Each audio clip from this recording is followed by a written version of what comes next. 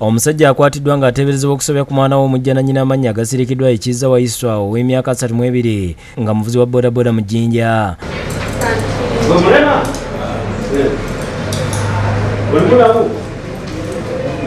Omwana ono annyonnyodde poliisi nti buli nnyina lw'abadde ava waka nga kitaawe Waiswa akomawo ng'amusobyako era nkati guno mulundi gubadde gwa musanvu. Twamaze okubatwala mu ddwaliro ne babakebera era Dr. n'akikakasa nti yamukozeseza.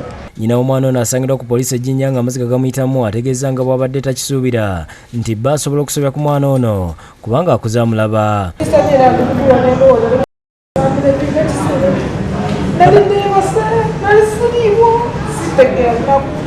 Abamu ku babaddewo bavumidde eky'omusajja ate okudda ku mwana kyenkana gw'azaala n'amugagambula obumuli.